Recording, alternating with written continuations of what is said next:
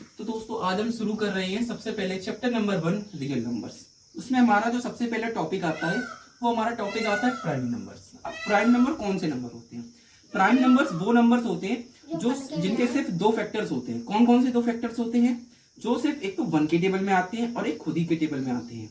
अब वो कैसे आते हैं हम एग्जाम्पल के थ्रू आराम से समझते हैं। जैसे कोई 5 है, 5 किस किस के टेबल में आता है? 5 1 के टेबल में आता है और 5 5 के टेबल में आता है। तो इसके कितने फैक्टर हो गए? दो फैक्टर हो गए। तो क्या है प्राइम नंबर है? हाँ, ये बिल्कुल दो प्राइम नंबर है। अब अगला एग्जांपल देखते हैं, जैसे 4।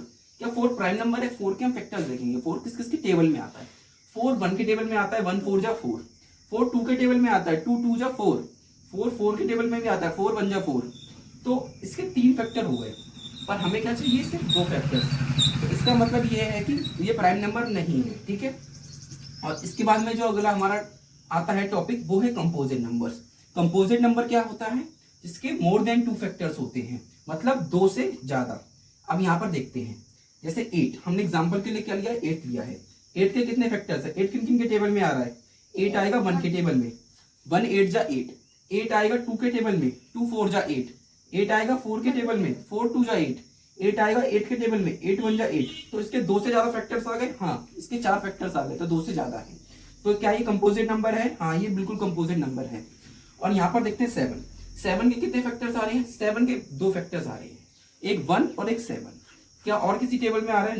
नहीं आ रहा। तो इसी सिर्फ दो फैक्टर है। तो क्या ये कंपोजिट नंबर होगा? नहीं, ये बिल्कुल भी कंपोजिट नंबर नहीं होगा। तो अब हम लोगों ने समझ लिया प्राइम नंबर और कंपोजिट नंबर। एक और बार मैं आपको शॉर्ट में बता देता हूँ। प्राइम नंबर वो नंबर होते हैं जिसके सिर्फ दो फैक्टर्स होते हैं, और कंपोजिट नंबर वो जिनके 2 से ज्यादा फैक्टर्स होते हैं। तो हेलो स्टूडेंट्स, अब हमने ये टॉपिक समझ लिया है prime number and composite number का। तो हम इसके कुछ एग्जांपल से जैसे इसको समझ लेते हैं कि हम सबसे पहले कोई एग्जांपल लेते हैं। जैसे हमने एग्जांपल लिया यहाँ पर 7। तो हम सबसे पहले क्या करना है, हमें कैसे पता लगेगा कि कोई नंबर प्राइम नंबर है या कंपोजिट? इसके लिए मैंने आपको क्या बताया कि हमें उसके फैक्टर्स चेक करने पड़ेंगे। अगर उसके दो फैक्टर्स आ रहे हैं तो वह प्राइम नंबर होगा। अगर उसके 2 से ज्यादा फैक्टर आ रहे हैं तो वह कंपोजिट नंबर कहा जाएगा। तो हम सबसे पहले नंबर को देख लेते हैं। पहला एग्जाम्पल है हमारा 7। ऐसे कौन कौन से नंबर हैं जिनके टेबल में 7 आएगा, या 7 के फैक्टर्स कितने हैं हम देख लेते हैं। 7 आएगा 1 के टेबल में और 7 आएगा 7 के टेबल में। यहाँ पर देखिए दो ही फैक्टर्स हैं, 1 और 7। तो इसका मतलब ये क्या प्राइम नंबर है या कंपोजिट नंबर है? इसके दो फैक्टर्स हैं तो ये प्राइम नंबर कहलाया जाएगा। अब अगले एग्जांपल से देखते हैं। जैसे अगला एग्जांपल है हमारा 10। तो हमारा 10 सबसे पहले हमें क्या हमने बताया फैक्टर्स देखने पड़ते हैं, तो हम इसके पहले फैक्टर कर लेंगे। क्या 10 1 के टेबल में आएगा? हाँ, 10 1 के टेबल में आएगा। क्या 10 2 के टेबल में आएगा? हाँ, 10 2 के टेबल में भी आएगा। और 10 5 के टेबल में आएगा? हाँ, 10 5 के टेबल में भी आएगा। और 10 10 के टेबल में आएगा। तो इसके कितने फैक्टर्स आ गए? 4 फैक्टर्स आ गए। तो क्या ये प्राइम नंबर कहलाया जाएगा या कंपोजिट नंबर? ये कंपोजिट नंबर कहलाया जाएगा, क्योंकि इसके 2 से ज्यादा फैक्टर्स आ गए हैं। अब अगला हम देखते हैं एग्जाम्पल थर्ड 9। 9 से क्या कहते हैं? हम देखेंगे 9 के सबसे पहले फैक्टर्स कितने आ रहे हैं। तो हम देखेंगे 9 1 के टेबल में आएगा और 9 3 के टेबल में आएगा। और कोई टेबल है क्या जिसके टेबल में 9 आएगा? हाँ बिल्कुल, 9 के टेबल में भी आएगा।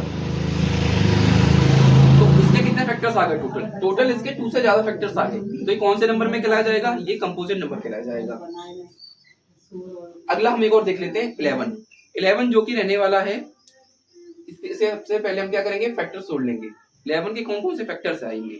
11 के हम फैक्टर देखते हैं। सबसे पहला 11 का एक फैक्टर आएगा 1, और फिर 11 का फैक्टर और कोई सा आ रहा है? हाँ, 11 का फैक्टर आएगा 11।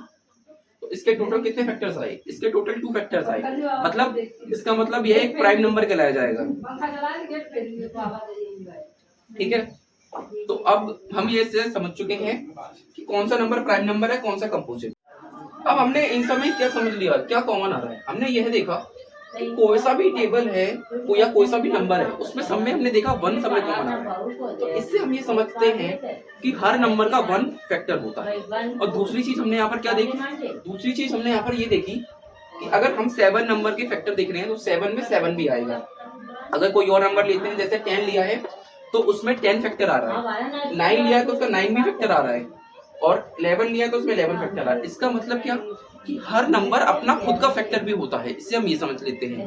और एक और बात देखते हैं, एक और जैसे हम यहाँ पर 1 देख रहे हैं। अब हमें देखना है, चेक करना है कि 1 प्राइम नंबर है या कंपोजिट नंबर है। तो हम यहाँ पर अब देख रहे हैं वन के कितने फैक्टर होंगे? वन का सिर्फ एक ही फैक्टर है, वन। तो यहाँ पर हम देखते हैं कि वन ना ही तो प्राइम नंबर है और ना ही कंपोजिट नंबर।